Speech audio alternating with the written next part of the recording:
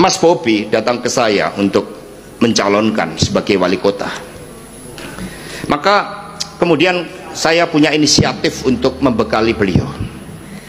Diam-diam kami sekolahkan ke Banyuwangi, belajar dulu secara diam-diam kepada bupati kami, yaitu Bapak Abdullah Aswar Anas, yang saat itu istrinya Ibu Ipuk itu juga punya suatu komitmen kerakyatan dan mampu merubah Banyuwangi, suatu wilayah di tapal kuda yang merupakan bagian dari keluarga Nahdien, tetapi mampu menorehkan juga suatu keberhasilan yang mengangkat pembangunan dengan memadukan berbagai nilai-nilai spiritualitas keislaman yang baik, tetapi juga dipadukan dengan kebudayaan kita. Bahkan kemudian sampai kami juga mengorbankan ketika ada salah seorang kader kami, dan kemudian berbagai pengorbanan itu ternyata di kemudian hari, karena kami pikir bahwa ketika beliau sudah menjadi menantu presiden itu sudah suatu karunia yang luar biasa, tapi ternyata keinginannya begitu banyak sekali, sehingga akhirnya saya sampaikan mohon maaf, kita tidak bisa bersama lagi, karena kami punya disiplin, kami punya sejarah yang panjang. Sejak Republik ini belum merdeka, melalui perjuangan Bung Karno yang rekam jejak sejarah perjuangan di Brastagi juga luar biasa. Budi pekerti yang menjadi core values dari kebangkitan nasional ini ternyata digantikan dengan nepotisme. Nah, saya banyak bicara dengan Mas Rocky Gerung akhir-akhir ini. Saya dulu bertanya pada filosof agung tadi, kok bisa tahu karakter Pak Jokowi seperti itu? Kan dia lebih kritis, lebih awal. Rupanya salah satu hobinya adalah panjat tebing. Ini lebih bagus daripada pemanjat kekuasaan. Jadi Mas Rocky Gerung, terima kasih, karena dengan panjat tebing itu ternyata nggak ada intervensi hukum, nggak ada intervensi bansos, semua berprestasi karena melalui suatu proses latihan. Nggak ada jalan pintas. Bahwa ada satu resiko, iya. Ketika ada resiko, dia tidak mengundang bapaknya yang presiden untuk mengatasi resiko itu.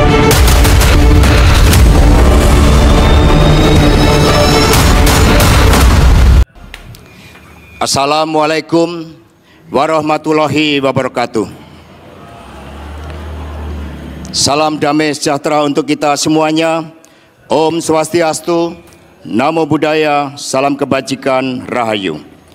Marilah terlebih dahulu kita pegikan salam nasional kita, salam perjuangan kita. Merdeka! Merdeka! Merdeka! Terima kasih, tepuk tangan semuanya.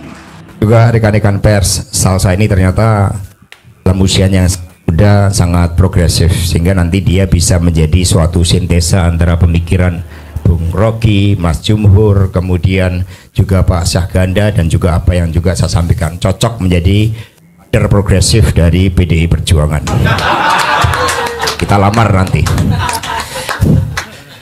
Jadi kalau dalam perspektif makna kebangkitan nasional, kemudian setting historis atas kebangkitan nasional terkait dengan misalnya kejadian kemenangan Jepang atas Rusia tahun 1905 dan juga benang merahnya dengan Sumpah Pemuda, lahirnya Pancasila, hingga proklamasi 17 Agustus 1945, saya tidak akan bahas di sini karena sudah saya yakin yang namanya KSPSI, ya, apalagi pakai nama pembaruan, itu juga mengandung benih-benih progresif yang mengakar kepada sejarah bangsa.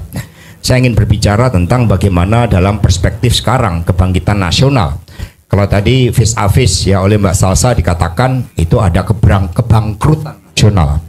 Kalau oleh Butet dikatakan sebagai kemunduran nasional, sehingga ada aliansi Indonesia Mundur mewakili Indonesia Maju. Nah, dalam perspektif sekarang tentu saja ada beberapa hal yang perlu kita kritisi untuk menjawab pertanyaan dari Salsa tadi. Yang pertama, budi pekerti yang menjadi core values dari kebangkitan nasional ini ternyata digantikan dengan nepotisme.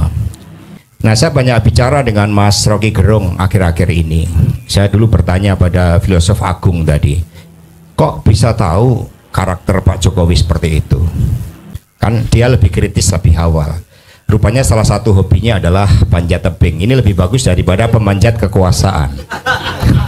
Jadi Mas Rocky Gerung, terima kasih, karena dengan panjat tebing itu ternyata nggak ada intervensi hukum, nggak ada intervensi bansos, semua berprestasi karena melalui suatu proses latihan, nggak ada jalan pintas. Bahwa ada satu resiko, iya.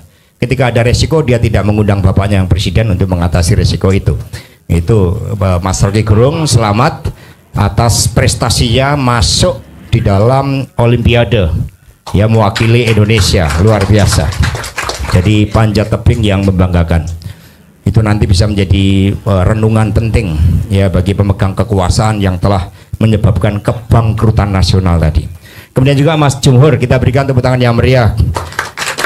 Saya beberapa hari yang lalu menerima WA dari beliau, sangat kaget itu, karena ketika menerima WA dari Bang Jumhur itu negara dalam keadaan krisis. Nah itu, sehingga diperlukan masa aksi.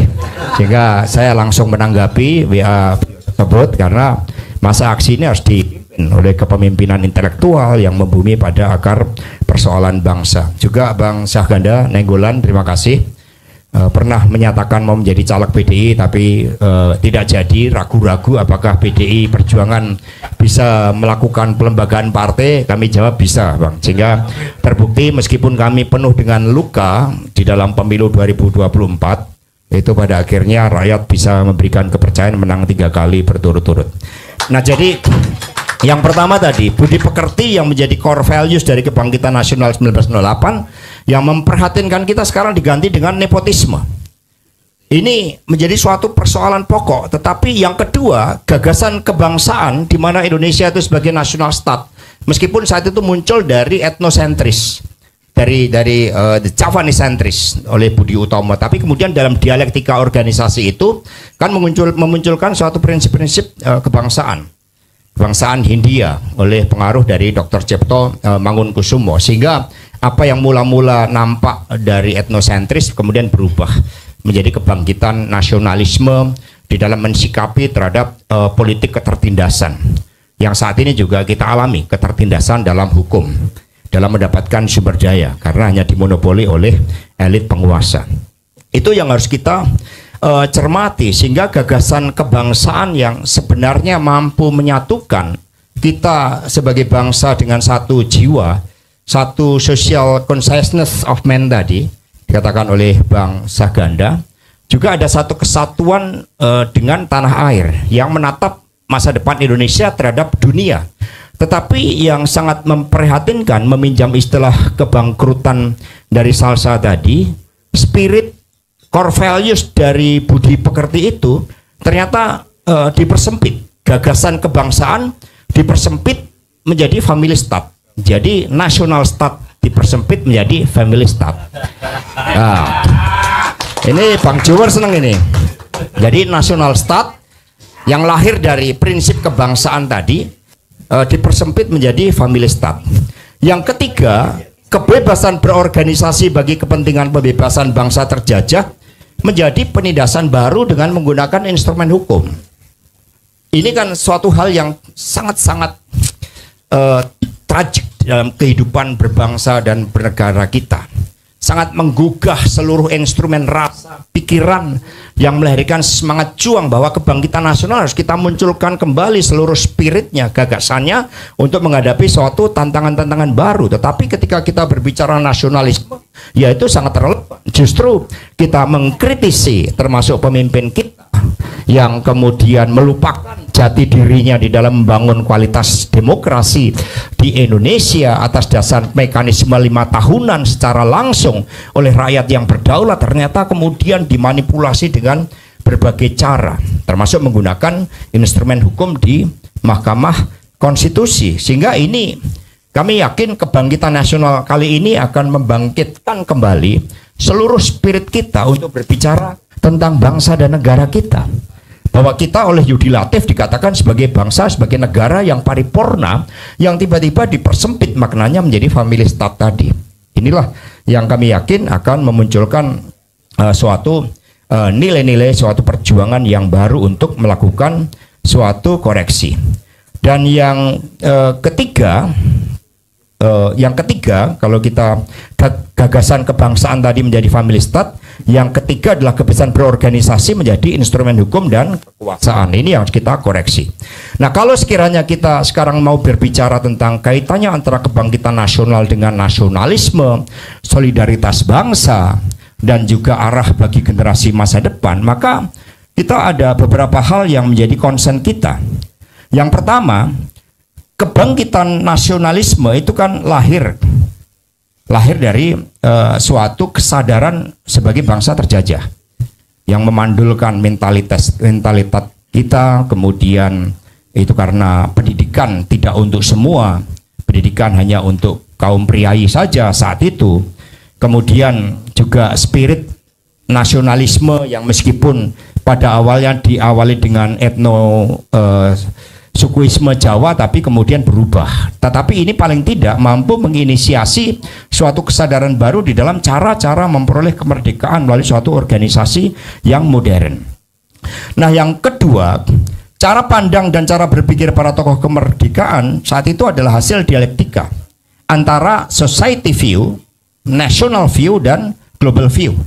Ini kita bisa lihat dari Soekarno ketika berbicara tentang society view, misalnya bertemu dengan Pak Marhen, sosok petani yang mengapa dia miskin, yang lalu menjadi suatu tesis perjuangan dari Bung Karno. Dia miskin karena dia terjajah oleh tata pergaulan hidup yang menghisap, dan kemudian dari society view ini diangkat menjadi national view, menjadi suatu kesadaran mengapa sebagai bangsa dengan rekam jejak sejarah yang luar biasa kita bisa terjajah, dan ternyata ini tidak terlepas dari international view, dari dialektika peradaban global yang saat itu diwarnai oleh pertarungan ideologi baik kiri maupun kanan, blok kiri maupun blok kanan, yang kedua-duanya mengandung benih-benih imperialisme dan kolonialisme, sesuatu hal yang ditentang oleh para pendiri bangsa saat itu.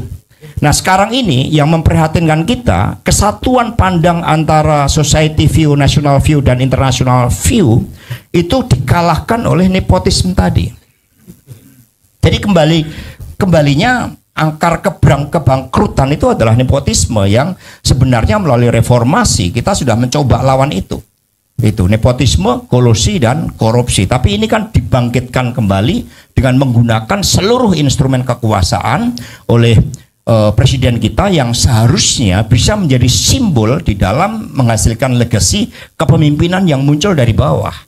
Kami dulu kan berharap seperti itu ketika mencalonkan Pak Jokowi, saya menjadi bagian yang ada di dalamnya untuk bagaimana kualitas demokrasi itu ditingkatkan ketika ada seorang warga negara biasa melalui suatu proses secara berjenjang kemudian menerima suatu tanggung jawab yang semakin berat, semakin luas, hingga akhirnya bisa menjadi pemimpin nasional. Tetapi apa yang terjadi pada pemilu 2024 itu kan kemudian mematikan seluruh mimpi-mimpi peningkatan kualitas demokrasi itu. Ketika sekarang di dalam pilkada, pertanyaan yang pertama yang ditujukan adalah apakah Anda punya modal berapa?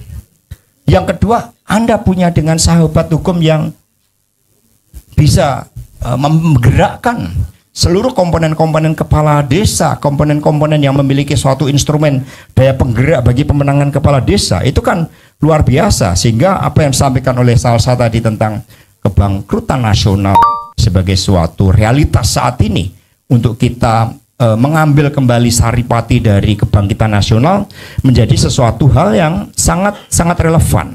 Karena itulah yang ketiga, bagaimana kita mau bicara solidaritas global dan arah generasi masa depan ketika cara pandang kita dibalik menjadi kemunduran dalam hukum, politik, arah pembangunan yang semakin jauh dari cita-cita nasional. Teman-teman semuanya, kita berbicara solidaritas nasional itu pijakannya adalah national interest kita. Saat itu kita punya national interest untuk pembebasan Irian Barat misalnya di situ, tetapi kita kemas dengan sangat baik dengan membangun suatu solidaritas nasional melalui pelaksanaan konferensi Asia Afrika sebagai konferensi pertama tanpa diikuti oleh Barat, dan kemudian itu menggelurakan suatu semangat anti kolonialisme dan imperialisme yang kemudian mewujudkan kepemimpinan Indonesia bagi dunia. Nah, dengan demikian merenungkan makna kebangkitan nasional di tengah kebangkrutan, bahkan istilah Butet adalah kemunduran nasional, itu kita harus menangkap saripati dari kebangkitan nasional itu untuk dengan nasionalisme atas keterjajahan yang dijajah oleh pemimpin kita sendiri dengan cara politik, hukum, penguasaan sumber daya, penguasaan kaderisasi kepemimpinan hanya berasal dari keluarga, nepotisme, harus dikembalikan lagi menjadi spirit bahwa bangsa ini lahir dari kesadaran kesetaraan sesama warga bangsa tanpa membedakan siapa bapak kamu, siapa ibu kamu. Inilah yang menjadi spirit yang relevan. Dengan mengeluarkan itu, maka kita sekaligus menumbuhkan suatu kesadaran tentang solidaritas antar bangsa, dan disitulah ruang bagi kepemimpinan Indonesia sangat terbuka lebar, karena sebenarnya ketika Indonesia lahir, kita ini punya suatu tekad untuk merevisi suatu sistem internasional yang anarkis untuk diubah menjadi sistem internasional yang dijauhkan dari berbagai bentuk aspek penjajahan, termasuk di antara bangsa sendiri. Demikian dari saya, ini sangat relevan ketiga tema tersebut, dan semoga dengan kebangkitan nasional ini muncul suatu solidaritas baru bagi kita, dan syarat-syaratnya tentu harus kita lakukan, yaitu yang pertama, kesadaran kita sebagai bangsa dan negara paripurna itu kita munculkan dengan menggali pemikiran para pendiri bangsa. Yang kedua, ekosistemnya kita ciptakan sehingga lahirlah suatu kepemimpinan visioner, dan kepemimpinan visioner itu muncul dari suatu pendidikan yang kritis, sehingga kita memang memerlukan suatu filosof yang mengajarkan anak-anak kita bagi pendidikan yang kritis di dalam melihat berbagai realitas tersebut, dan kemudian mencari jawaban dengan dipandu oleh kepemimpinan intelektual yang menyatu dengan seluruh harapan dari rakyat Indonesia. Yang ketiga, ekosistem demokrasi harus diwujudkan, kebebasan pers, sehingga revisi terhadap undang-undang penyiaran yang kemudian mau mencoret terhadap investigatif jurnalisme itu harus ditolak.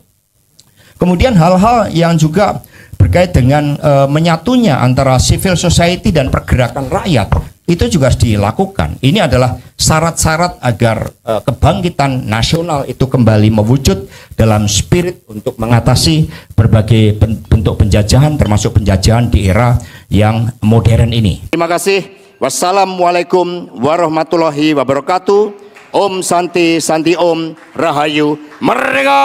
Merdeka! Merdeka! Merdeka! Merdeka!